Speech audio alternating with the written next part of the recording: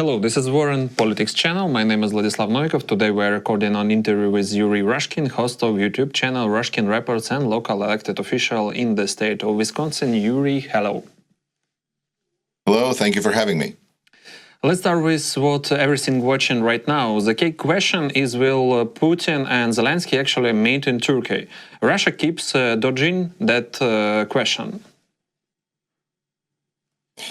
And dodge is what they must do, because it feels like situation is starting to develop faster than they were anticipating.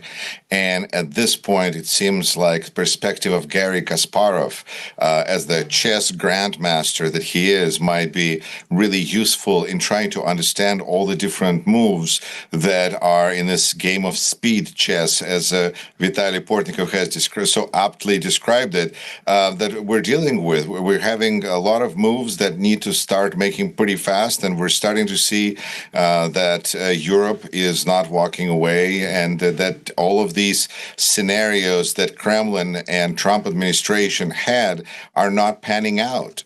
There are problems, and what do you do when there's problems? Well, if you're Trump, you're just trying to find a way to meet with Putin. And so what is happening right here? Well, there's an ultimatum. It almost seems like Zelensky is being used as a bait for like Putin to come out, and then Trump can meet him. And it's kind of a little odd, but considering that while Putin and Xi were meeting in Moscow on May 9th, and Donald Trump was clearly feeling left out, he called Zelensky to kind of make sure that they were still relevant, and that perhaps in Kremlin they were watching this and they would feel some kind of jealousy that here is Donald Trump speaking to Vladimir Zelensky. It's kind of the elementary school, kindergarten kind of dynamic. But it feels a little bit like we can't really ignore it either. Such possibility, it is part of the cake, this baked into cake that we're stuck at looking, if not eating. And Putin is not going to be, is not expected to show up in person in Istanbul. It's not like they're going to defrost him from freezer. He probably is more than likely alive and well hiding behind a long table, but he wouldn't risk it, not because they might arrest him for violations of International Criminal Court, being for kidnapping Ukrainian children. Although, he seems to be kind of cautious about that. It seems like on one hand, it's just International Criminal Court, and Putin is so much bigger, and Putin and Russia is so much more important and bigger than International Criminal Court. But yet we keep seeing how cautious Putin is about traveling to places that at least are supposed to arrest him. So in South Africa and so on. So it's an interesting part of the equation, but hardly the deciding one, because to think that Erdogan is going to say, aha, we're going to use this as an opportunity to capture Putin and put him on international trial is a sweet one. But at the same time, a little hard to imagine that Erdogan is going to use this opportunity to do this. On the other hand, Putin seems to be losing some initiative here, because now he's responding. He's not the leader, he's the response. And perhaps on this level, he needs to somehow ratchet things up. I think he should just invite Zelensky to Moscow. I mean, come on, so what about you? Because this is very Gopnik or Gopnik style of force projection. And Putin seems to be losing at this moment, not because he's playing so poorly, but because his teammate, Donald Trump, is kind of showing to be himself a greedy, impatient teammate who can't execute a strategy slowly. And he has to just ram himself into every wall. And then Putin is kind of like walking behind going, well, I don't know, I guess, maybe not. Seems like Putin, maybe Donald is overdoing it a little bit. Well, sort of, because, they are going in the same direction here of world dominance, trying to divide the world into spheres of influence. And hey, on that note, Erdogan might have his vision of how that boundary should, where that should go through as well. So maybe they should, invite beside Erdogan, we're seeing this negotiation instead of C. So it's international dynamics which are interesting to observe, only in the sense that to kind of get perspective of how these are real people who are trying to address their own needs, and every one of them has their own interests, and trying to look at this from everybody's perspective, which in a way is what I'm trying to attempt to do in order to just try to kind of understand their motivations and where they're coming from, can be almost overwhelming, I feel like, sometimes for the listener. But reality is that Putin has his priorities, Erdogan his priorities, Trump has his, even though they seem to be aligning quite closely with Putin, but not entirely either. So understanding all of this, I think, is important, and seeing that Putin is not going to risk it and show up himself, and he's basically losing initiative. So whatever he does, he's going to be responding and showing his weakness. I think it's important to acknowledge that. Because all too often we see how Putin is showing his strength, but I think it's important to see here that he is responding.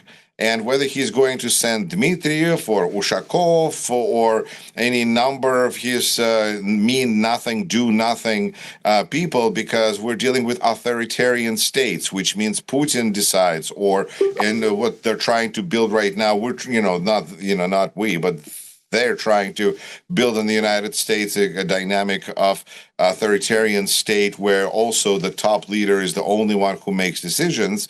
It's almost mirroring each other, in the sense that Ukraine might send Zelensky, but it really doesn't mean too much, because if people of Ukraine reject what Zelensky agrees to, then it's meaningless.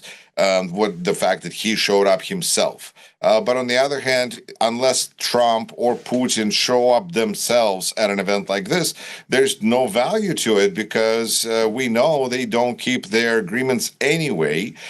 So what's the point of even negotiating with somebody who is not them? This seems kind of a waste of time, which is a lot of what this peace negotiation process has honestly been all about. It's just a waste of time.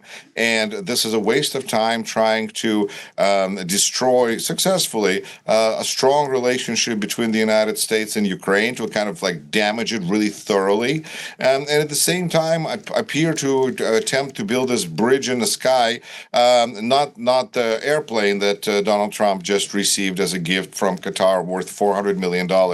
But this imaginary bridge of relationship with Russia and Putin love nest that he would like to, for some reason, build with Vladimir Putin. I think Putin is frankly, showing signs that he's not as enamored with Donald Trump as Donald Trump is with Putin.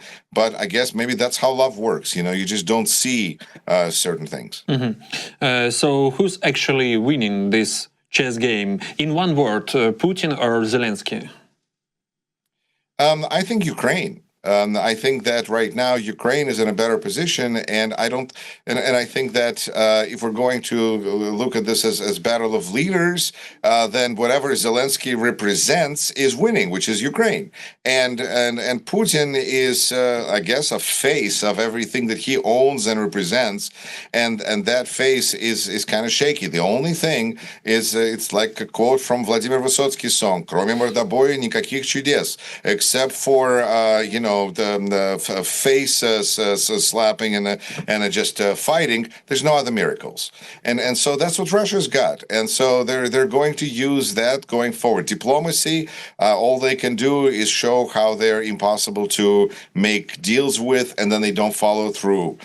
So anytime we talk about negotiations with Russia, in a way, we're kind of admitting we're trying to play Russian game. So in a way, just the mere fact that there's a conversation about negotiations, it's already Russian victory, because we see that this is not what they wanted, as I explained. On the other hand, what Zelensky is doing, I think, is in Ukrainian diplomacy, is doing a lot of tactical victories and trying to navigate, and are doing quite a successful job of navigating within these parameters that have been set up for them by Putin and Trump. If that meeting does happen, how do you think it would play out? Would a face-to-face photo of Zelensky and Putin maybe legitimize Putin and his crimes? I don't know to what extent there's anything that, well, no, there is something. I think if Zelensky nominates Putin and Trump for Nobel Peace Prize, that would be legitimizing Putin and Trump. That would be really, but sometimes wouldn't be surprised if that occurred as well. Because we live in a world where we don't have that America that would say, no, no, no, this is too much. Now, wait a minute.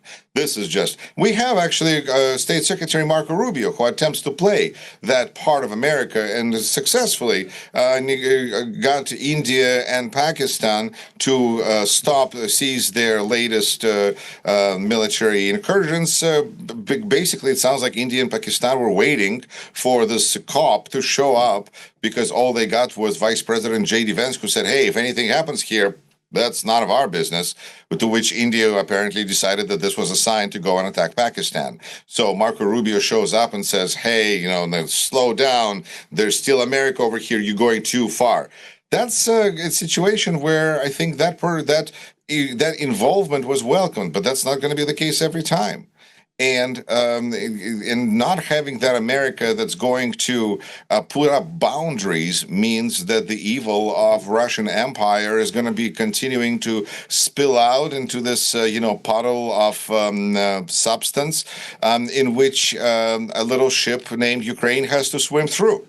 And I think so. That's kind of where we are. So the negotiations itself is a victory for Putin because there's no America that's like with Biden would say, hey, we're just going to militarily help Ukraine to the level that's going to increase the cost of this war to Russia to an unsustainable level, however long it takes. Which is kind of a beautiful vision, but considering we're limited by elections, and policies like this are definitely limited by elections, I think having as long as it takes approach is highly unrealistic. But it still was better than what we have now, which is everyone for themselves, or go talk to Russia, or go talk to China, or go talk to Turkey, or go talk to Donald Trump.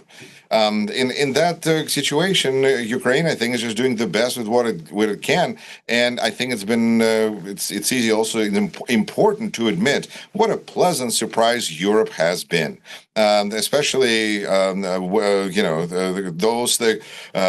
Historic, well, I guess the quartet that showed up in Kiev the other day. How impressive is that?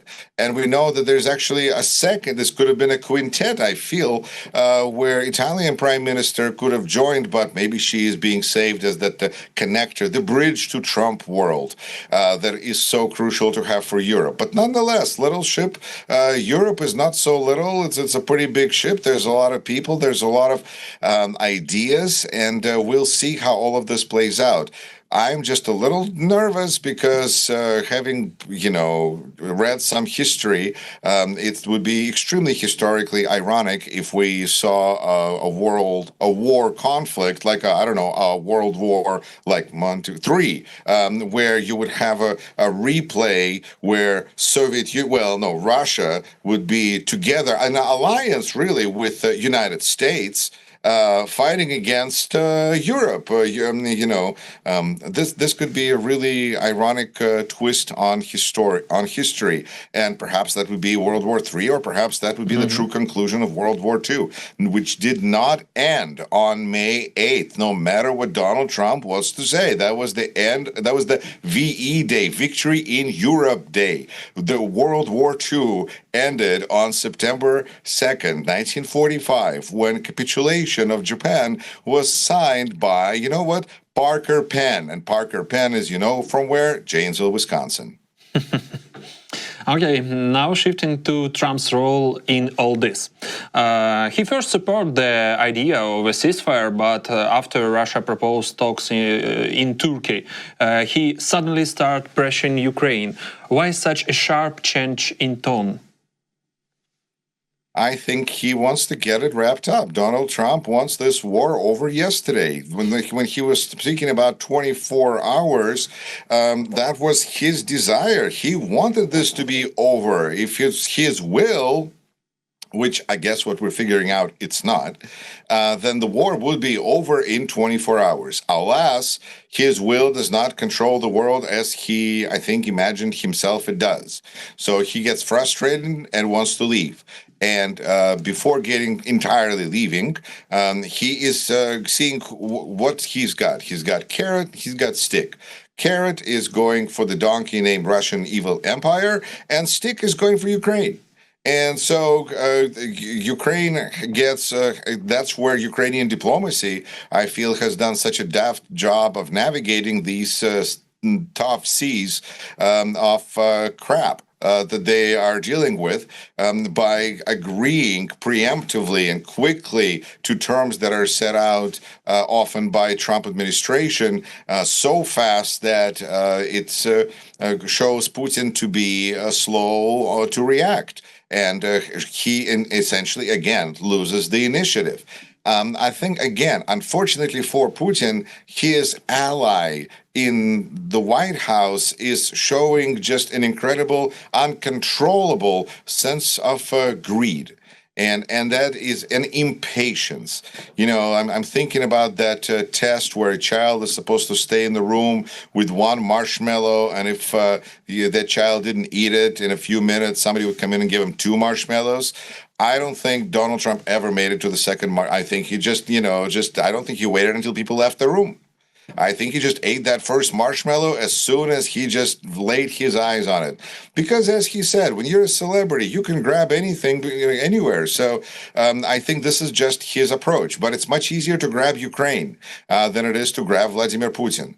And Trump's attempts to grab or hug or touch Vladimir Putin are going kind of nowhere, because that's how strength works. If you let him have it, then you are not valued very much. But if you don't let him have it, well, then you're a world leader, dictator, somebody that Trump respects and honors and understands. It's a kind of a thing that we used to say or still say about the evil Russian Empire, which is they understand strength. And that concept is really can be expanded to people who respect Russia, people who respect Putin. Those are people who respect strength, and that means they understand strength. And Donald Trump, his strength has always historically been to delay, to find a way out, to not to face the consequences. And so I think he has shown a lot of different countries how to walk that path. Because if you can be elected president of the United States while delaying, why shouldn't 90 countries out there delay to make trade deals with the United States? Because if that works for Trump, why can't it work against Trump? And so he finds himself in a difficult situation, while we in the United States might be finding ourselves with empty shelves. Mm-hmm. Okay, and let's talk trade for a moment. What's the current state of the trade war? Is the tension starting too easy? I think that Donald Trump walked into a situation he did not anticipate, which is a story of his life. He got himself into a trade war with a country that apparently was like itching for it. And with that on a plate, he found himself totally unprepared.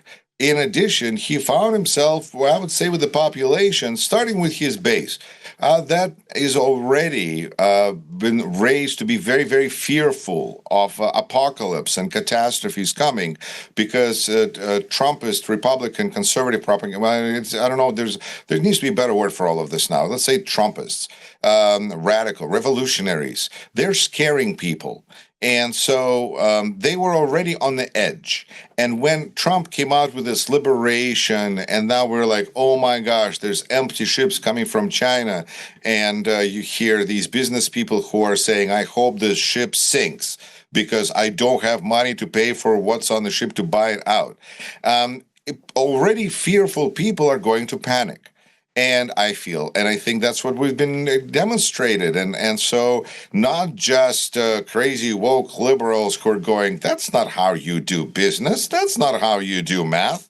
It's not just them. It's also Trump base that is being hurt by these trade wars and is terrified of the consequences.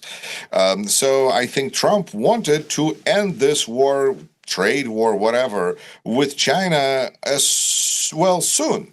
He was thinking 24 hours because it's a nice time for a war or conflict. Kind of get up in the morning, start a war, and then you go to bed. And then, like before you go to bed, maybe you go, okay, the war is over. I'm done. It's fine. Good night, everybody. And then you get up in the morning, you start a war again with somebody else. It's a kind of a lifestyle. But it turned out that China wants, again, they were itching for this, evidently, because they sat back and waited. And even though their market, their factories and orders are suffering, but we already are hearing anecdotal evidence from people in Eastern Europe who are saying, wow, there's a lot of Chinese stuff arriving. The selection is great. The price is amazing. What's going on? Welcome to Belarus. So there's an interesting way, where markets will adjust with or without the United States. But it's not good, really, for the United States. And so Donald Trump wanted to end this. And on one hand, he's been saying that he had contact with Chinese without explaining exactly what. And it sounded like maybe they had Chinese takeout, and it stated that they had some contact with Chinese, but without, details. But then they explained that, yesterday, 2 days ago, the news came out that apparently they spoke to China 3 weeks ago in some kind of a beginning of negotiation process. Didn't go very far, evidently, because now we had finally meeting in Geneva, which, unlike all those meetings with Russians, which end in nothing, and State Department, Secretary of State Marco Rubio, what was the first thing he said in Saudi Arabia after the first conversation? We are at the beginning of a very long road. Because it was clear that there was and J.D. Vance even said, we can't even sit down Russians and Ukrainians directly face to face with each other, which is why, it shows how well he is informed, because apparently this is what we're trying to figure out, how this can happen now or not. Remind me your question, Vladislav. Question about how is it feel American, and maybe we can talk about more details and looking at the broader strategy. Could it be that Trump outplayed everyone, and once this artificial crisis blows over, the US could come out even stronger? Yes, if by stronger you mean without Chinese things on shelves, with prices way up, with economy in recession, with people generally terrified, with trust lost in the United States. Sure, yes. Otherwise, Donald Trump, he had, I think, a calendar for every day of victories. So if you ask him, he's got no defeats. He's got no problems. He's got nothing to feel bad or regretful about. It's an amazing inability for self-reflection that is never going to go away. It's just built in. It's a factory setting there. It's just set. So important to understand that even as he lost trade war to China, he still feels like he is the winner here. Because why? Because that's how he controls his narrative. It's also a very important lesson in how boldly and brazenly one can control and attempt to control the narrative. He's the winner. Why? Because he said so. Well, I guess then do you want to argue with him? No, then I guess he's the winner. Yay, winner. And it's a very slippery slope, but interestingly enough, it's very noticeable because this pattern that Donald Trump does here and there with a pretty consistent style is trackable and notable. And then we see, oh, this is how he did with China. And then again, other countries are learning on that example, that Donald Trump was just waiting for the opportunity to surrender. Unlike negotiating with Russians, I guess to go back to point, negotiating with Chinese went very different. Why? Because clearly Donald Trump told them, do not come out of that room without an agreement, or at least when you come out of that room, you say that you have reached an agreement. And after that, we'll figure out what's happening, because that's a way to control the narrative. It's a way to build this reality in which everything is you got under control, and then, well, it's your word against Chinese word. Maybe Chinese are going to say, well, we don't have an agreement. Doesn't matter. Who you're going to believe? You're going to believe your own administration or some strange foreign person that says whatever,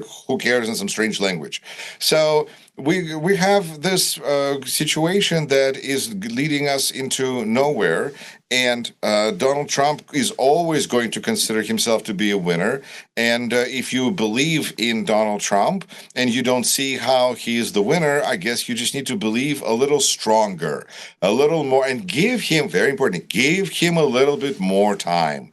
Because, if we don't see the genius, the stable genius of Donald Trump by now, well, let's just give him a little more time. Thanks a lot, Yuri. Great talking to you, and I hope to have you back soon.